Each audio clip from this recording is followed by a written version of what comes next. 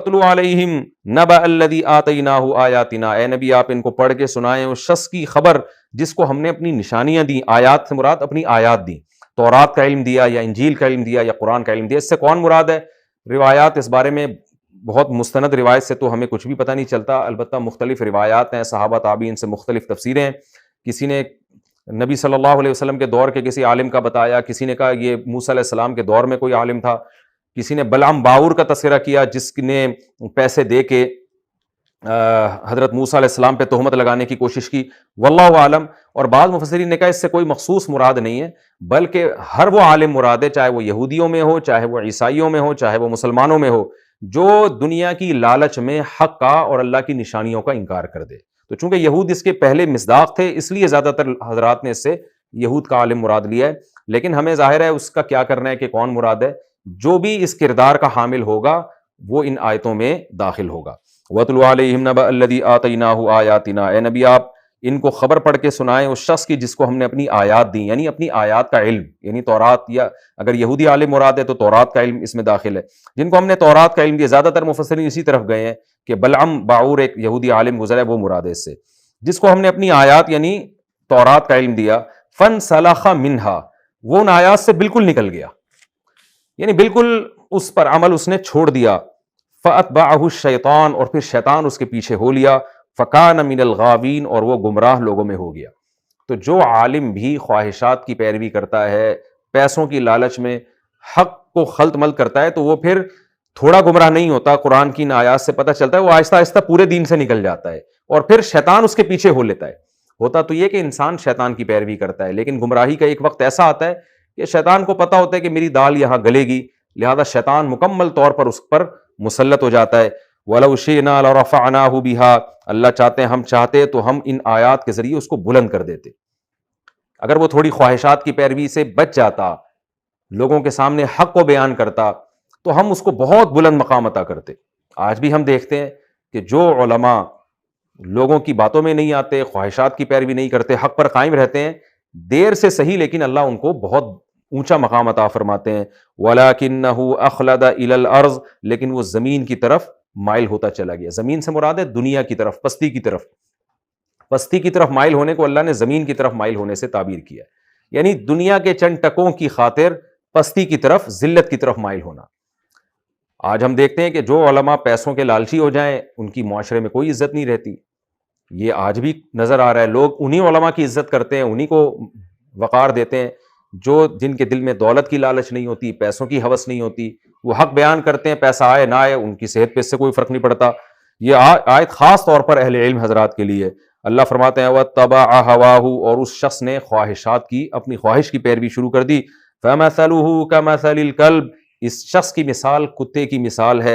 إِن تَحْمِلْ عَلَيْهِ يَلْهَثْ، کہ اس پر تم حملہ کرو گے تو بھی وہ کانپے گا زبان نکال کے، اور اگر اس کو چھوڑ دو گے تو بھی زبان نکال کے کانپے گا. یعنی کتا کسی حال میں بھی آپ اس کو سکون کی حالت میں نہیں دیکھیں گے. اس کو خوف میں مبتلا کریں گے تو بھی یہی کنڈیشن، امن میں آئے گا تو بھی یہی کنڈیشن. تو جیسے کتا ہر وقت زبان نکال کے ہانپتا رہتا ہے نا، اور ایک عجیب سی اس کی ذلت والی کیفیت ہوتی ہے. تبھی تو ہمارے ہاں جب بھی کسی کو گالی دینی ہوتی ہے کتے کے لفظ سے تعبیر کیا جاتا ہے، جب بھی کسی کو برا بھلا کہنا ہوتا ہے کتا کہا جاتا ہے اس کو. وجہ کیا ہے؟ کتے کی جو ظاہری حالت ہے وہ ایسی ہوتی ہے کہ ایسا لگتا ہے کہ ہر وقت ایک ذلت کی کنڈیشن میں، لالچ کی کیفیت میں ہے. یہ کبھی بھی سکون میں نہیں بیٹھا ہوگا. آپ نے دیکھا سایہ دار درخت کے نیچے بیٹھا ہوگا تو بھی ہانپ رہا ہوگا وہ. تو قرآن جب اس طرح کی مثالیں دیتا ہے اس سے حقیقت مراد نہیں ہوتی. جب ہم جانوروں سے کسی چیز کو تشبیہ دیتے ہیں تو اس جانور کی ظاہری کیفیت مراد ہوتی ہے. تو کبھی بھی اس پہ آپ وقار نہیں دیکھیں گے کتے پہ. تو اللہ فرماتے ہیں ایسے علماء جو خواہشات نفسانیہ کے شکار ہو کے حق کے راستے کو چھوڑ دیتے ہیں، وہ بھی اسی طرح معاشرے میں رسوا اور ذلیل ہو جاتے ہیں کہ وہ بھی کسی حال میں خوش نہیں ہوتے. ان کی بھی ہر وقت، اللہ معاف فرمائے یہ مثال دیتے ہوئے بھی ڈر لگتا ہے کہ ان کی ہر وقت مثال ایسے ہی ہوتی ہے کہ لالچ میں جیسے کتا ہانپ رہا ہوتا ہے نا، اور جو اس کی ذلت کی کیفیت ہوتی ہے، تو ویسا ہی اللہ لوگوں کی نظر میں ان کا مقام بنا دیتے ہیں.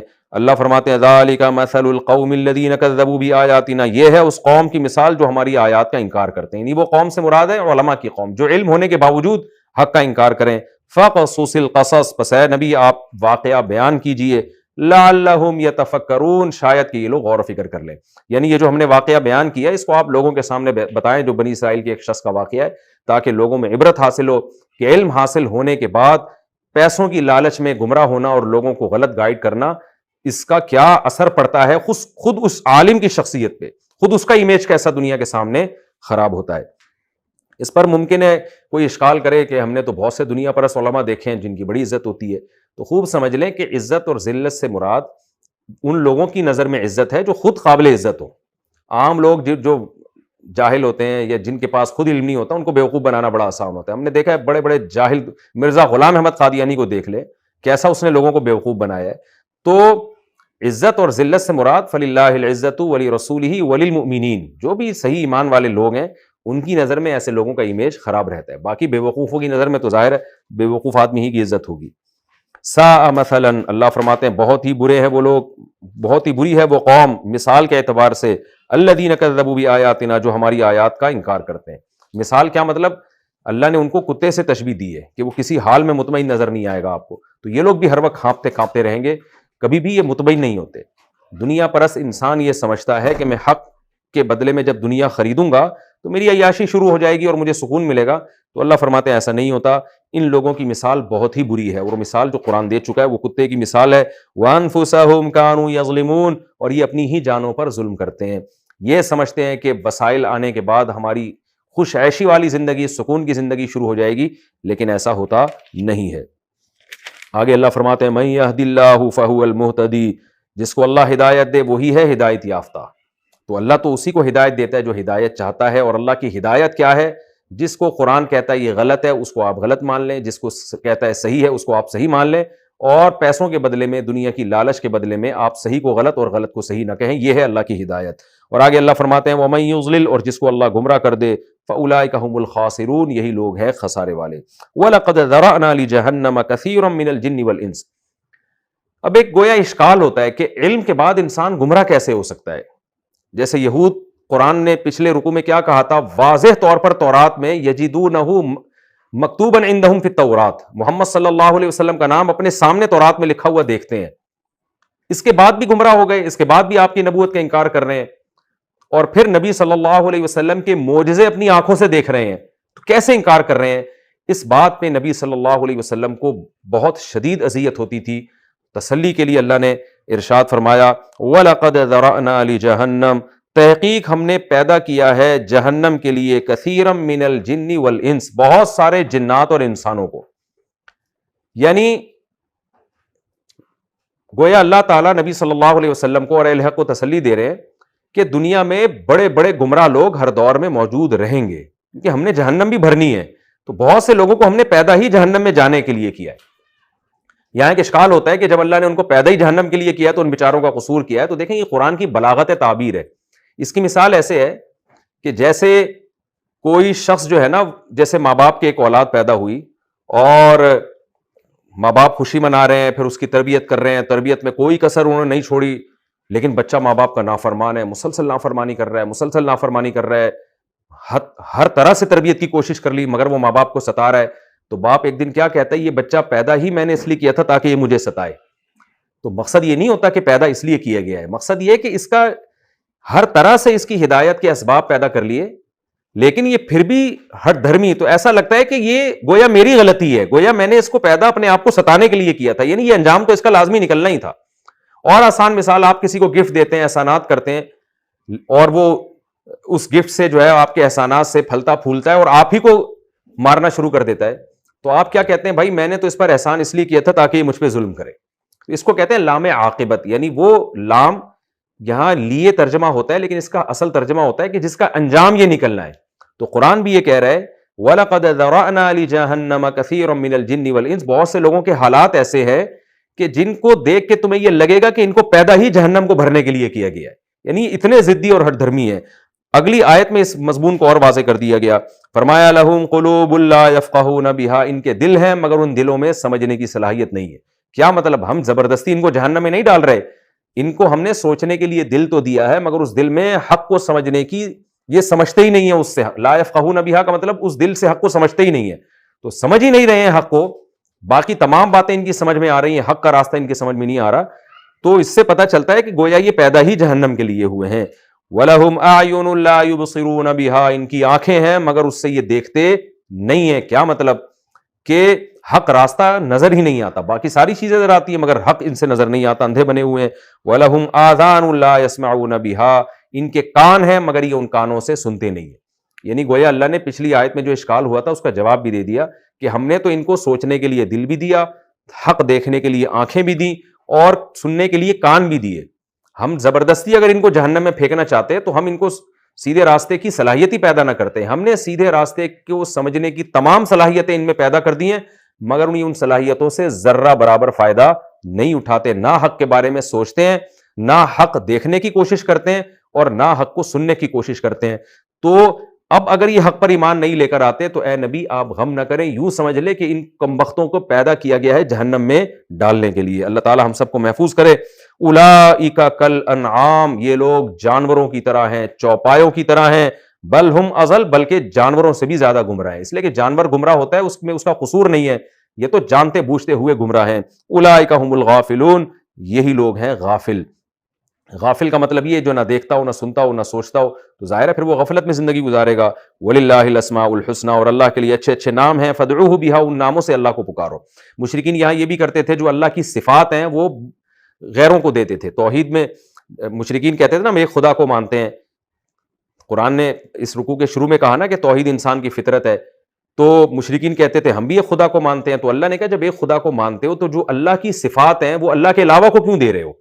تو اس لیے جو اللہ کے اچھے نام ہیں, یعنی جو صفات ہیں اللہ کی اچھی اچھی, ان سے صرف اللہ ہی کو پکارو. وَذَرُوا الَّذِينَ يُلْحِدُونَ فِي أَسْمَائِهِ, اور جو اللہ کے ناموں کے بارے میں الحاد سے کام لیتے ہیں ان کو اپنے حال پہ چھوڑ دو, ان کو فالو مت کرو. الحاد کیا ہے کہ وہ نام غیر اللہ کو دے دینا. مختار کل, مشکل کشا, حاجت روا, ہر جگہ موجود, اس طرح کے جو نام آج بھی لوگ دے رہے ہیں اللہ کے علاوہ کو, تو یہ نام اللہ کے, یہ نام سے مراد ہے یہاں صفات. تو یہ والی صفات اللہ کے ساتھ, اللہ کے علاوہ کسی کو مت دو. وہ صفات جو اللہ کا خاصہ ہے وہ اللہ کے علاوہ کسی کو مت دو. اگر تم نے دیا تو تمہیں مشرک ہی سمجھا جائے گا, چاہے تم 100 دفعہ زبان سے توحید کے دعوے کرو. سَيُجْزَوْنَ مَا كَانُوا يَعْمَلُونَ, جو لوگ اللہ کے ناموں میں دوسروں کو شریک کرتے ہیں عنقریب ان کو ان کے برے عمل کا بدلہ دیا جائے گا. وَمِمَّنْ خَلَقْنَا أُمَّةٌ يَهْدُونَ بِالْحَقِّ, اور جو ہم نے امت پیدا کی ہے ان میں ایک امت ایسی ہے, جو ہم نے مخلوق پیدا کی ہے جو حق کی طرف رہنمائی کرتے ہیں. وَبِهِ يَعْدِلُونَ, اور حق کے ساتھ انصاف کرتے ہیں. یعنی اللہ فرماتے ہیں ہم نے بہت سارے جنات اور انسان کو جہنم کے لیے پیدا کیا, تو اللہ کہتے ہیں سارے ایسے نہیں ہیں, بہت سے لوگ ایسے بھی ہیں جو سیدھے راستے کی رہنمائی کرتے ہیں اور حق کے ساتھ انصاف کرتے ہیں. تو تم اپنے آپ کو دیکھ لو کہ تم کس کیٹیگری میں آتے ہو. اگر تمہارے اعمال برے ہیں, حق سننے کے باوجود باطل کو فالو کرتے ہو, تو سمجھ لو تمہیں بھی جہنم کے لیے پیدا کیا گیا ہے. اور اگر تم حق ہی کی رہنمائی کرتے ہو اور حق کے ساتھ انصاف کرتے ہو, تو سمجھ لو کہ تمہیں جنت کے لیے پیدا کیے گئے. ہمارا رکوع آج الحمدللہ کمپلیٹ ہو گیا. اس میں کچھ علمی نکات ہیں, بس خلاصے کے طور پہ بیان کر دیتا ہوں. ایک تو ہمیں اس رکوع میں یہ پتہ چلا کہ اللہ نے عالم ارواح میں ہم سے توحید کا ایگریمنٹ کیا تھا, اس کی وجہ سے توحید ہماری نیچر کا حصہ بن چکی ہے. یہ بھی پتہ چلا کہ غیر مسلم گھرانے میں پیدا ہونے سے انسان معذور نہیں ہو جاتا. وہ قیامت کے دن یہ نہیں کہہ سکتا کہ میرے ماں باپ عیسائی تھے تو میں عیسائی تھا, میرے ماں باپ ہندو تھے تو میں ہندو تھا. یہ عذر قیامت کے دن نہیں چلے گا. تیسرا ہمیں یہ پتہ چلا کہ بھئی علم کے باوجود انسان جب گمراہ ہوتا ہے تو وہ عام گمراہوں کی طرح نہیں ہے, اس پر اللہ ذلت کو مسلط کر دیتے ہیں. اللہ ہم سب کو اس ذلت سے بچا کے رکھے. اور ہمیں یہ بھی پتہ چلا کہ جو بہت ضدی اور ہر دھرم لوگ ہوتے ہیں نا, جو حق کو سننے کے باوجود سمجھنے کی کوشش ہی نہیں کرتے, بالکل 180 ڈگری پہ چل رہے ہوتے ہیں, وہ تو مایوس نہیں ہونا چاہیے. یہ فرض کر لینا چاہیے کہ اللہ نے جنت اور جہنم دونوں چیزیں بنائی. اگر اس طرح کے بدبخت لوگ نہ ہوتے تو ظاہر ہے جہنم کا پیدا کرنا تو پھر لغو اور فضول ہو جاتا. تو یہ سوچ کے اہل حق کو تسلی رکھنی چاہیے اور ان ضدی اور ہر دھرم لوگوں کی وجہ سے حق کے راستے سے ہٹنا نہیں چاہیے. اور یہ بھی پتہ چلا وَلِلَّهِ الْأَسْمَاءُ الْحُسْنَى میں کہ اللہ کے جو نام ہیں, جو خاص صفات ہیں اللہ تعالیٰ کی, وہ مخلوق کو دینا جائز نہیں ہے. نبی صلی اللہ علیہ وسلم کو آج لوگ عالم الغیب کہتے ہیں, مختار کل کہتے ہیں, مشکل کشا کہتے ہیں. یہ تو بڑا شرک ہے جس سے قرآن ہمیں منع